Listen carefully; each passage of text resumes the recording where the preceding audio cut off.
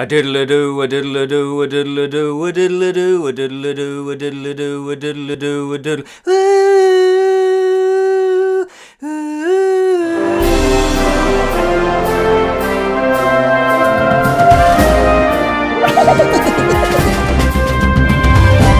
Hello and welcome to the Bottled Imp, exploring the realms of fantasy. My name is Ken Boyter, and today we are looking at Doctor Who. Yes, Doctor Who. I know, it's Doctor Who. Doctor Who's traditionally sci-fi.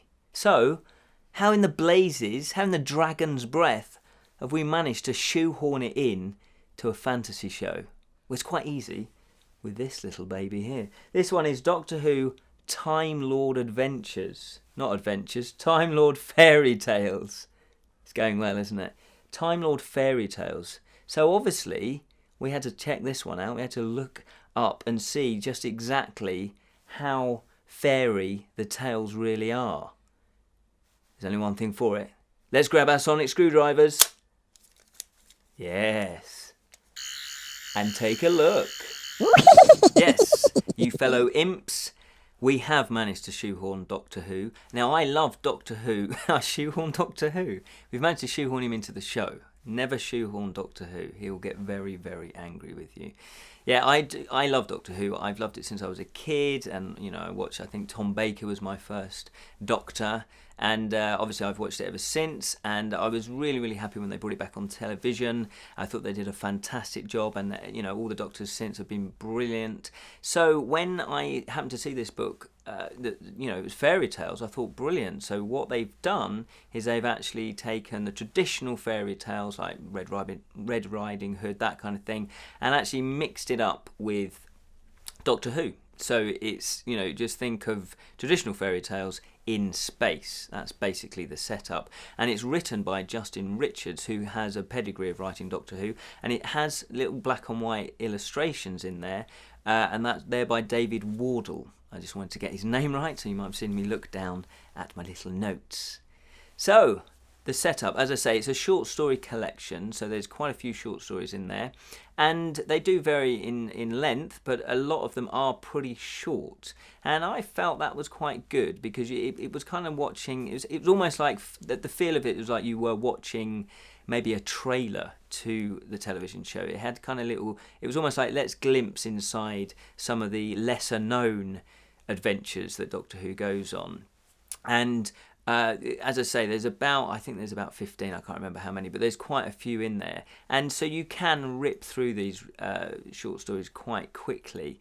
And obviously the themes, there are a number of themes, because each, you know, short story is meant to represent a fairy tale. And part of the pleasure of reading this is that you start reading it and go, oh, okay, I know which fairy tale this is, you know, and that's quite clever, because they've replaced, I know, say, the big bad wolf with one of the Doctor Who monsters, that kind of thing. So part of the pleasure is actually working out what the fairy tale is. And consequently, you're going to get different themes. Now, what I found, though, is that some of the theme, it wasn't really there in some of the stories. When you read a fairy tale, there's normally a moral message in there. There's normally something that you can take from it that is other than just the characters and the plot. With these, not every single one had that feeling. There was one in particular near the back of the book that I just felt didn't really work. It seemed all the plot was a bit contrived and a bit convenient, and it was almost like they really did, you know, Justin Richards really did kind of just, I don't know, almost like he ran out of steam in some respects. But that was one that didn't really have any other substance to it. It was just kind of about action, and the characters were okay, but they weren't anything massively special. That said, the first story that in the collection was very well written. It was gripping, and I enjoyed that immensely. And there was that kind of, you know, fairy tales have got that magical mystery kind of wonder element to it, and it recreated that feeling. And also good fairy tales have a slightly dark, sinister side to it as well. And a lot of fairy tales are kind of warnings about things, and you know, I guess stranger danger, that kind of thing. You know, Red Riding Hood. When you look at that, it's about stranger danger in the classic sense. So there is that, there's that dark kind of feel to it, and that does run throughout quite a lot of the short stories. That said, some of them, as I say, were better at getting a theme and a bit more substance to them than others.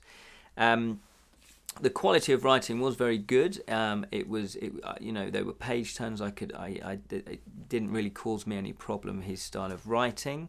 Some of the characterization I felt was a little bit underplayed, and I guess you could argue, well, it's a short story and you haven't got that much time to do that, but yeah, I don't think that's an excuse. I've read some really profound short stories in the past that really make you stop and think and really engage with the characters, so I think some of them were a little bit weak in that respect.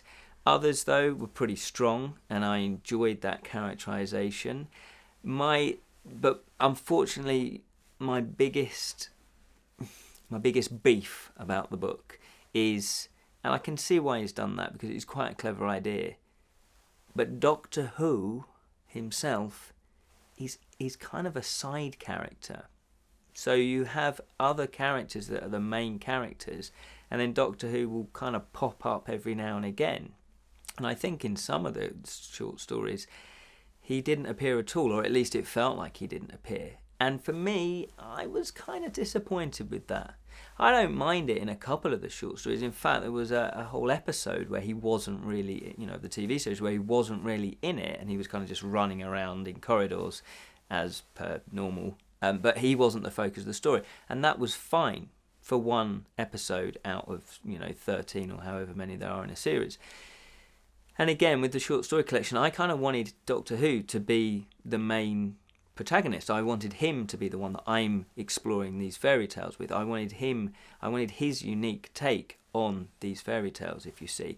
Whereas I was just getting minor characters, in my view, that were discovering the Doctor Who monsters or discovering the Doctor Who universe. And I kind of felt like when Doctor Who did pop up, it was like, oh, no, don't go. I want to go with you and kind of leave what I've just been reading. I kind of, when he disappeared, it's like, oh, I wonder where you're going. Because you kind of know that Doctor Who always has those amazing adventures. So for me, that was quite a big disappointment. That said, I did enjoy reading this. The tone of the collection overall did manage to find that fairy tale quality. Some short stories more than others. Some did have that kind of magic to it. Others, they didn't quite hit the fairy tale aspect on the head, but of course you did have the Doctor Who side of it. So, if you are a Doctor Who fan, I would recommend this. If you are not really into Doctor Who, you could give this one a miss. It was a good idea, it was a clever idea, I did enjoy it, but what I would say is that, yeah, definitely Doctor Who fans, you will love this. And one of the beautiful things about this was that the cover is amazing. The quality of the actual production of the book was beautiful, and there are some illustrations that they've scattered throughout the book, and I will try and find one now. Yeah, so you've got really beautiful, they're kind of like wood carvings, really beautiful illustrations, and there's a lot of them that scatter the pages, and to me that just elevates the book. So from that point alone, it's a beautiful gift. If you're thinking, if you know someone who's a Doctor Who fan, they're gonna love this. Here we are, we have travelled through time and space with Doctor Who Time Lord Fairy Tales. Thank you so much for watching. I hope you've enjoyed travelling through time and space with me and the Doctor. You can check us out on all the usual social media, and as I say, this is a beautifully made book. If you think you have a Doctor Who fan, or you are indeed a Doctor Who fan, you're going to love this. Remember, keep it unreal, my fellow Time Lords. A diddle-a-doo, a diddle-a-doo, a diddle-a-doo, a diddle-a-doo, a diddle-a-doo, a diddle-a-doo, a diddle-a-doo, a diddle.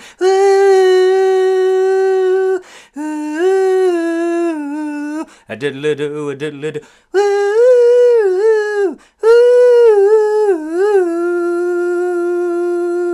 Diddle-a-doo, a diddle-a-doo, a diddle-a-doo, a diddle-a-doo, a diddle-a-doo, a diddle-a-doo, a diddle-a-doo.